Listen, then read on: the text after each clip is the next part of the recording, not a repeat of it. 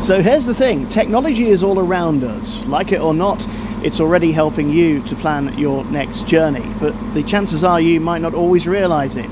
But here's the question, can artificial intelligence guide me on a journey across Europe?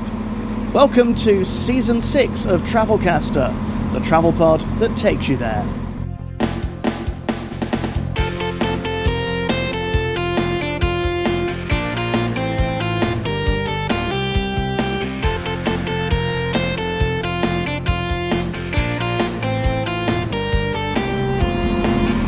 Yes, I've used mapping apps. Yes, of course, I've used the internet to find my way around different destinations. But on this trip, I'm going to be guided by an AI assistant. Giving it prompts, I'm going to find out new places to see and things to do in 8 different locations. So join us on the journey.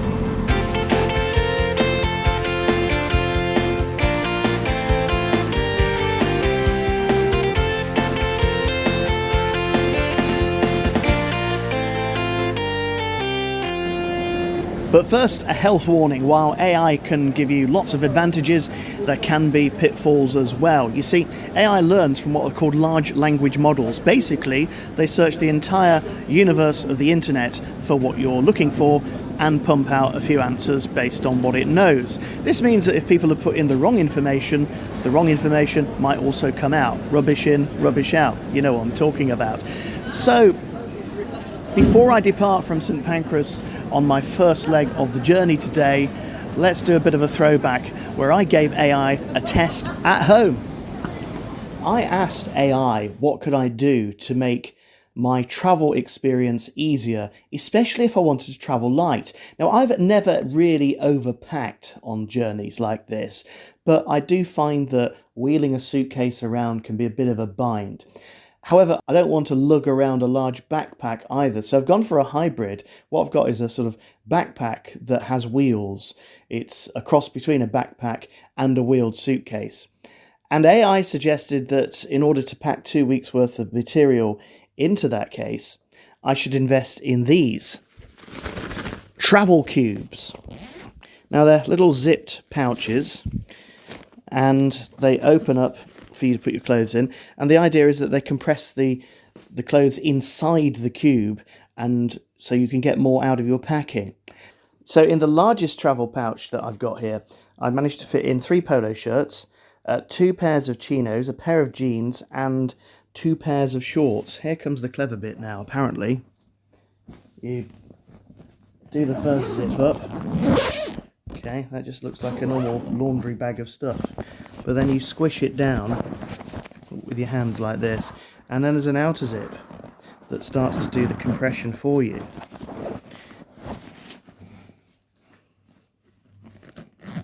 Okay, a little bit fiddly, but that parcel of clothes is now considerably smaller, and I can fit it quite easily into my carry-on bag here. And yeah, there's still loads of space left. Wow. Now these travel cubes cost about £20 and you get 1, 2, 3, 4, 5 of different sorts and sizes in there. So plenty of scope to do plenty of packing. And there are these sort of inner bags as well to keep things safe and secure. So yeah, I think I'm going to be a travel cube convert.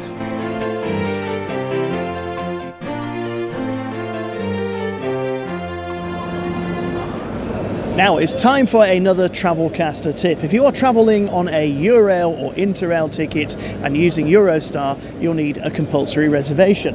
Now this costs about €32.50 at 2025 prices, but for another €7.50 you can get a Eurostar Plus seat. This will give you a more comfortable ride, plus food and drink. Yes, alcoholic on the way. Very tasty it was too. Now, once you arrive at Paris Gare du Nord, the chances are you're going to be travelling on elsewhere, either to your hotel or perhaps to the Gare de Lyon for your onward journey. Now, I've done this a couple of times already, and it's fairly easy. You just get the green RER train going south. It's 2 stops, and here you are at the Gare de Lyon. But I wanted to ask AI if there was an easier way of doing this, and it said, well, you can use your contactless card. That'll get you through the barriers, save you queuing up for a ticket. So I walked several hundred meters down to the barrier, tapped my card, and nothing happened. Then I tapped my other credit card and nothing happened. So I had to retrace my steps and queue up for the tickets like everybody else. So AI failed in that respect. The tickets were quite cheap though, $2.50 for a single trip.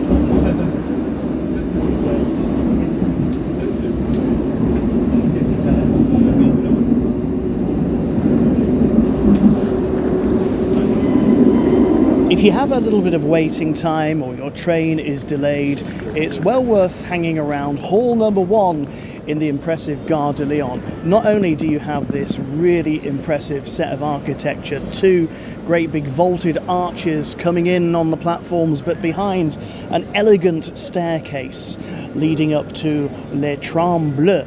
The Blue Train is one of the most famous restaurants in railway terminology, and it ain't cheap, but it's worth the experience, so I'm told. If that's a bit out of your price range, don't worry, because below is a rather nice Mediterranean brasserie called Marius, which does tasty burgers at around €18. Not bad for a capital city like Paris. Now, you do have to bear in mind that Paris is a capital city, so you will be paying accordingly for your accommodations. But there are prices to suit all budgets. Just a stone's throw from the Gare de Lyon, just a couple of streets away, we're here in the Hotel Aurore. And in classic French style, the room is a little bit on the small side compared to what you may be used to in other countries, but it's a nice, firm bed, good lighting. Let's see what the bathroom is like, because this is always a telling part of a hotel, I think. Le salle de bain. Ooh. Again, a little bit cosy with an angled door. That's going to be interesting to get into after a couple of glasses of wine. But a good shower cubicle. Bit of a creaky door, but it looks waterproof, and a decent hand basin as well. This is not bad. Bed and breakfast here tonight has come in at about €170. Yeah, it is capital cities, it is the weekend, you are going to be paying those prices, but oh look, I've got a nice view here of the scaffolding outside the hotel. I hope the builders don't work weekends. Take me, I asked my AI assistant, to the Eiffel Tower from my hotel at the Gare de Lyon, and I'm glad I did, because it said go to Gare de Austerlitz and get the metro from there. And here, just across the River Seine from the Gare de Lyon, is the Austerlitz.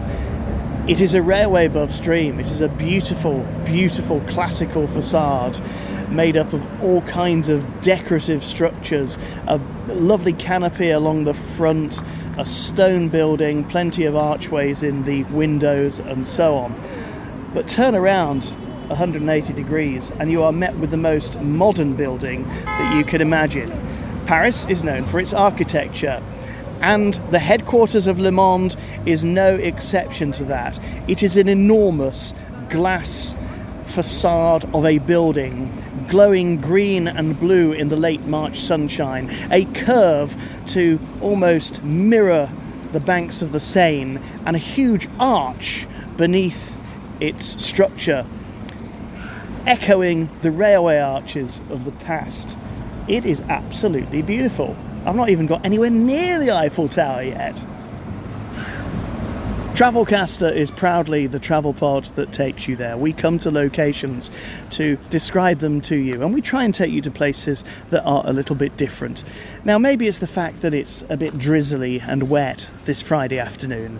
Maybe it's the fact that the tourists are still lining up, or that the souvenir sellers have swapped their tat for umbrellas, which they're now selling to those tourists. Perhaps it's the smelly pigeons that are all around. Maybe it's the giant iron structure around the giant iron structure, i.e. a security fence that you can only get through if you're willing to pay some euros. But from this angle, I've got to say, the Eiffel Tower's not that impressive. Controversial. But Paris isn't the primary reason for my trip. It's the first stop, but it's a means to an end to get to other places in Europe. And for me, this really wasn't on the list of stuff I had to see. But just in case you did want to go up the Eiffel Tower, the prices in 2025 are as follows. €23 to go to the second floor, €36 to go all the way to the top. Or if you're on a budget, you could walk all the way to the top without the access lift for €27. A bargain, if that's your thing. It's not mine.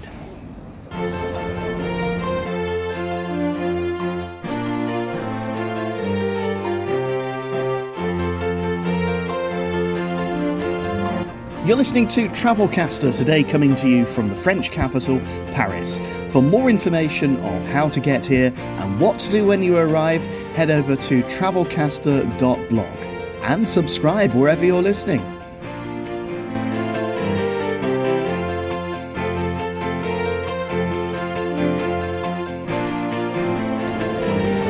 Now, on the opposite banks of the Seine, just a few metro stops down from the Eiffel Tower, is a site that's perhaps just as tacky when it comes to tourists. But for my money, this is the Mutt's Nuts. Notre Dame Cathedral in all its glory, restored after a fire that destroyed it in 2019. It really is a remarkable tale of rebuilding a world-class landmark in a very short space of time. But at 6 o'clock in the evening, as the last admissions are about to be made, there are still a couple of hundred people snaking around in the queue, hoping to get a glimpse inside. I'm not going to have enough time to do that, but I am pleased that I came here, at least.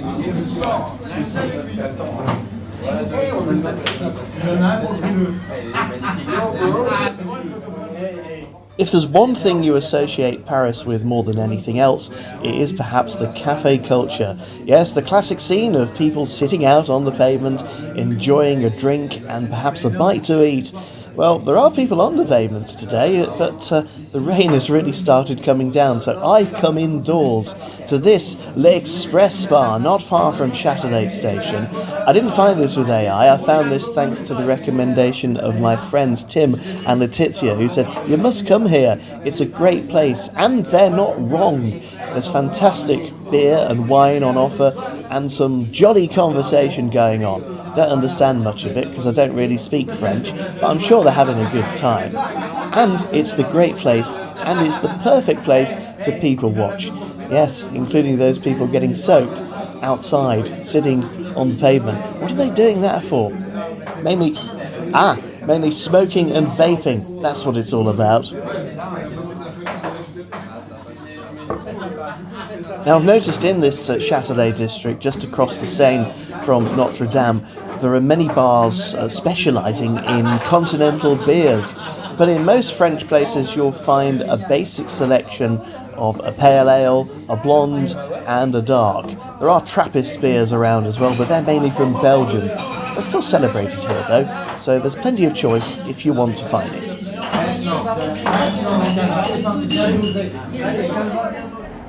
Now, a note on public transport in Paris. There's loads of it, and it's easy to get around using a couple of online apps. AI has suggested that I should buy a Paris visit ticket, which costs about €16 for a day, but I found a cheaper option on the RATP app, and that's for €12 for 24 hours travel on any bus, train or underground system. Now, you do have to install the app and take advantage of that, and then, slightly annoyingly, you have to install a second app to load your tickets up. This is a bit more complicated than it really needs to be, but essentially it turns your phone into a ticket, which means you then just tap your phone on the barrier when you're entering a metro or an RER station, and it'll let you on board.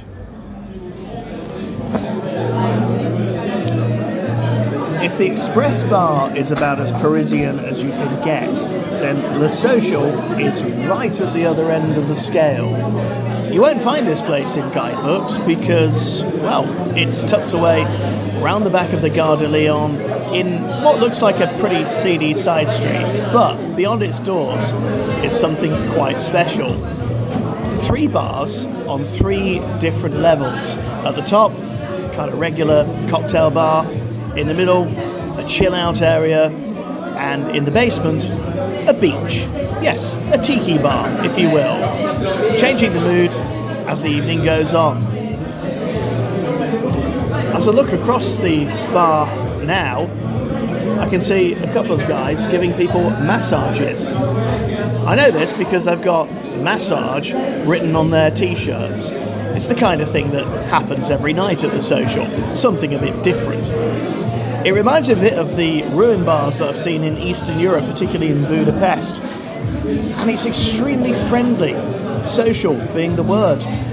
The man from the bar came over and asked me where I was from and asked me how I pronounced the word pint. I said, that's a pint. And then he presented an enormous plate of cheese to me for €16, which has filled me up no end. Social.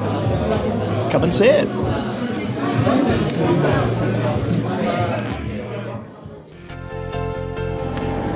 So with just a few hours to kill in Paris, we managed to do some socialising.